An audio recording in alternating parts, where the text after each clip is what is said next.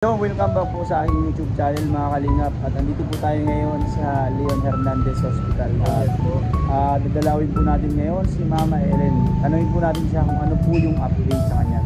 So yun po, hindi rin po namin alam kung anong total niya nangyari. Kaya abangan nyo po kami kung ano po yung ano yan. Ayun, bago yan, bumili muna tayo ng face mask. Yan, bibili lang muna ako ng face mask. And yun, sa mga bagong pasok po sa aking YouTube channel, please subscribe po. Romeo Vlogs po. And siyempre ako yung bida kong huli. Yan, ako si Ray Vlog. So hindi na naman natin natagpuan sa Kuya Val. Muntik na, 2 beses na. Pili ko bro, may perfect timing. Yes, siguro mas maganda. Para may magandang twist na bibigay sa atin. Excited na kasi ang baguhin din sa YouTube ng Kalingap. Basic ka Kalingap Coach ka. And yun, tara, bilhin na tayo ng face mask. Let's go!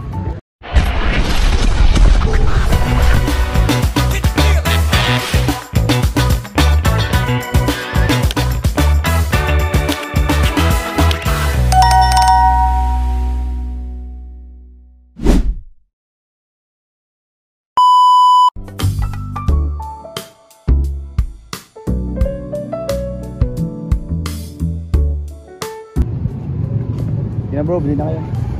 Dito na sa labas, si Mel. Dahil dyan sa tayo ng Jumbo, kaka-birthday niya lang. Oo. Dito lang ako sa labas. Bawal dyan. Ayan na si Jumbo. Thank you. Yan. Ha? Okay lang yun, mas mahal ko. 100 isa. Ano bro, ano? Ay nga, magkano?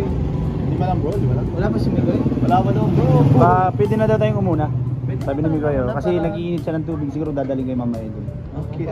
So tara, let's go. Anong room bro, alam niya? 408 bro, sa bagong dito, ano ba?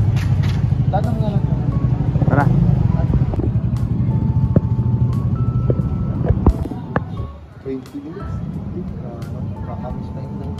Lagay mo na din yung pangalan ko.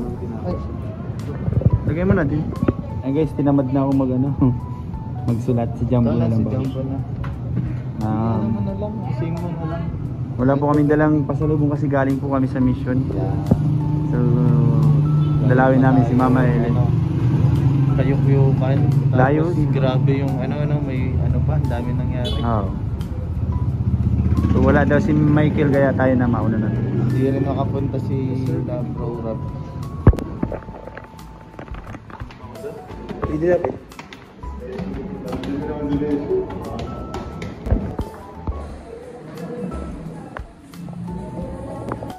Or uin bro.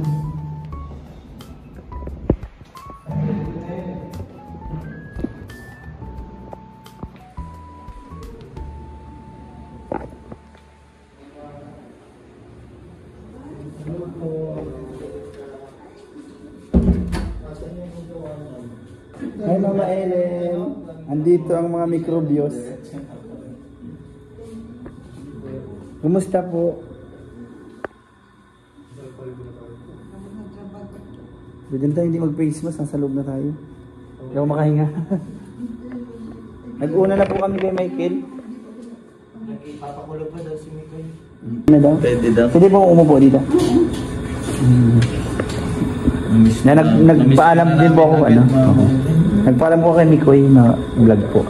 Pero hindi na lang ikaw tutukan. Ano po, asa na po yung may mong bike? Mga Ellen. Nagkaroon ng tupin na si Opo, napanood ko na Bro, dito ka Nag-side ko siguro yung bike na hindi ko kasi yung bag ko. Masagi. Nakita po na. Kasi nakita ko, tumumba ang kadaan ko. Tapos tinamaan ako, pinagrabag ako dun sa Grabe, dapat may kasama ka na Mama Ellen pagka naramdaman ko. Grabe po kasi kaya kinabahan talaga kami nung nalaman namin. Gusto ko na nga umalis din na may vlog pa po. Nangingitim naman itong Opo. As in nga lahat ng bigat mo, ganun na. Oo, at ang-aware akong gano'n, nakatripod ako. Dapat kasi wala talagang bike din doon. Bawal kasi yun. At nasa tabi. Tao yun eh. Daanan na ang tao. Hindi mo rin kasalanan pa rin ng may-ari ng bike. Buti merong mabilis, nakita ko sa video sa CCTV.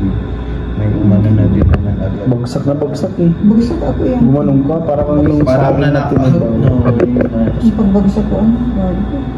Tapos pagbagsak ko, sabi ko naisip agad, ano nangyari sa akin, sabi ko, paano malaman Ano ka na, nag-conscious na walan ka ng wala yung... Ay, hindi ko nawala ng malay. Nahilo-hilo lang. Hindi ko na ako nahilo. Tapos hindi rin ako nagsuka, mabuti daw yung... Buti na lang naman, nagdugo. Kaysa sa loob na ano. Kasi pasak ka din po ba? Ay, gawa sa spiro? Ay, Hindi. mga galos. Wala man fracture. Tila yun Wala man. ni Mama Ellen. Nakarabog-garog. Nagano niya maganda sa video bro. Oo, nadagay ng dito kayo. Iniindak ko, hindi ko maigahakbang. Pero ngayon Mama Ellen, sa tingin mo, okay, wala ka man po nararamdaman na iba? Ano, siguro ewan ko kanina, biglang tumas ang bibig ko. Kasi ito, nagnam. Ano naman hindi? Namanhid, saka malamig lang, pati pa ako. Pag-alis ni Mikoy, tapos nag-request man yung kasama ko dito. Naglabas na, i-BP daw ako, yun ang nagtaas. Nag 150 over 100. Pero din po, hindi naman niya nagkakaganyan, ano? Sa Sa bahay niyo. Hindi naman ikaw na... Kasi mas maganda po sa lagay kasi nag-ano ka na move o naggagalaw-galaw. Garden yan si Oo nga, ay dito kasi hindi siya makapaggalaw-galaw gawa ng... Actually, parang feeling ko pag nandito ko, parang mas nagkakasakit ka pa yun. Oo, pag nasa ospital. Pag nandito, kasi yun nga, hindi ka nakakakilos ng normal. Pero okay na po yung ano, malakas na yung pakiramdam na pwede ka nang lumabas na. Ay, siyempre mahina po kasi yun nga naiinda kong sakit ito. Ay, lanog po ano. Lanog nga nabagsak ako. Ay. Tagilid yung bagsak ko kaya ito ang naano ito. Kasi Mama Ellen ano. Sirit yung dugo. Ay, grabe, nakita din ba dun sa ano, dun sa picture na sinend po ni Kuya sa amin. Video? Picture sa amin. Ano. May ganyan. Hindi iba iba po. Silok. Ay, si Doc. Hira ka naman. Ang pogi naman yung doktor. Ang mainit.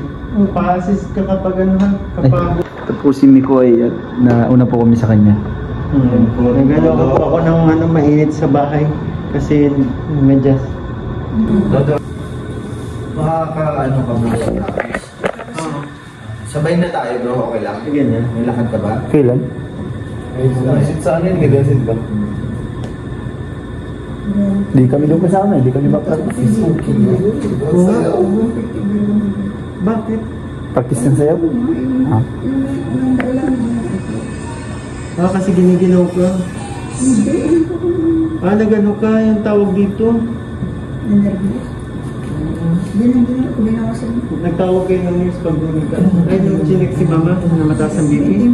Grabe, ang itim niya. Tignan mo. Ano to? Naipit talaga ng lahat. Nakita mo yung video? Oo, pinanood namin. Pagka ano? Akala ko may nakasagi na Alam ko din, ano. feeling ko nasagi ni mama, nasagi ni mama yun. Ayun nga, sabi nga ni Mama Ellen kanina, parang sumabit yata yung bag niya, tapos di niya napansin. Eh, gawa pa na mabigat yung bag ni mama kasi si mama pag umaalis gusto niya maraming dala. Kaya talagang ano yung... O kahit hindi kailangan, dinadala niya. Ano ba na yan? Yan guys, kasama po natin si... Yes, oo. Camera siya eh. Oo, Nahulog. At kasama po natin si Mikoy na nandito po kami ngayon sa room ni Mama Ellen. Ayun Mikoy, daming nag-aalala kay Mama Ellen. And ano yun nga, pinag-isipan ko kung magla-live ako. Pero yun nga, sobrang nagpanik din ako kapon eh. Kaya yun, hindi tayo makapag-live selling. Eh kaso yun nga, planado na yun eh. And syempre, kung inalam ko muna yung situation. So yun nga, ayoko naman din na yung mangyaring yun nga, sabi ko nga sa'yo, planado na diba yung live stream, kaya nakapunta pa tayo. Kaya inalam ko din naman na kung okay na si mama. And kinausap ko siya, nakakasagot naman, maayos naman, chinek yung blood pressure niya, okay naman. Buti na lang, nandito yung mga pinsan ko. Buti pala hindi ka sumama sa misyon. Yun talaga bro, kasi kung sumama ako, kasi birthday ni Coach Ral, diba? So oras na tayo natulog, so wala Puyat pagising ko, nanghina ako. So, nung ano, hindi, sabi ko hindi mo na ako sasama. Pero may reason pala. Kasi kung nasa mission tayo, wala akong alam. Nagkataon kasi si mama umalis. So, ako din, may umalis din ako. So, habang sakto-sakto sabihin natin bro yung pangyayari ni mama na na-aksidente siya. Kakadaan ko lang nun. Mismo dun sa pinangyayari, kakadaan ko lang as in segundo lang yata o baka 1 minute, 2 minutes. Mga ganun lang, pinakasagad na yung 2 minutes. Yung wala pa nga yata, mga 1 minute. Or baka nga nangyari yun, dinaanan ko lang mabilis, mamadali kasi ako at hinahabol ko yung oras. So, may nakakita kay mama na ayun, tinatanong kung asan si mama. Sabi ko umalis, bakit? Para daw kasi si mama yung nakita. So yun na nga, sunod-sunod yung tawag ko kay mama, sinasagot pero connecting, walang signal kasi dito. Di ko sabihin, may nagtala na ng Pero paano mo nalaman sino yung nagsabi sa'yo na Kakilala lang. Kakilala lang. Kinunta ka na? Parang napansin na nakilala si mama. So, nung kinumpirma kung si mama daw ay nasa bahay. Sabi ko umalis, tapos pagkasabi niyang, ay ganito, parang si mama may nakita kong na-aksidente sa sentro, duguan. Ang akala ko pa nga nasagasaan eh. Sobrang, nasa may bandang SM ako, mga ilang metro lang yung ilang meters away lang sa dali-dali ako magpatakbo ng motor kahit sabi ko traffic, sumisingit talaga ako. Nanginginig na ako, sabi ko, kala ko kasi nasagasaan si mama. So, pagkasabi kasi duguan eh. Gusto ko nga nung walis yun eh. Backvlog, di ba? Pagkasabi ko noon, panic talaga ako, naluluha na ako. So, naghahanap ako ng kumpulan na tao. Hindi, naghahanap ako ng kumpulan na tao. Wala na ako makita yung pala. At buti nga, thanks God sa mga nag-responde na hinatid agad si mama sa Kasi ang daming dugo. Ang daming dugo, bro. Naligo talaga si mama. Sinend mo sa akin na picture. Ano yung pero kinakausap. Siyempre, sobrang natatakot ako. Iiyak na nga ako kapon eh. Kasi, alam mo naman ba, kami dalawa sa bahay magkasama. So, yun, sobrang nag-alala ako talaga. And hindi ko alam gagawin ko. Pero nung sabi din sa akin nung mga nag-assist sa kanya, okay naman daw, kinakausap kasi si mama and sumasagot naman ng normal. Nabibiro pa nga. Nagbiro pa yan. Sabi ni mama, namumutla na ako. May lipstick pa ba ako?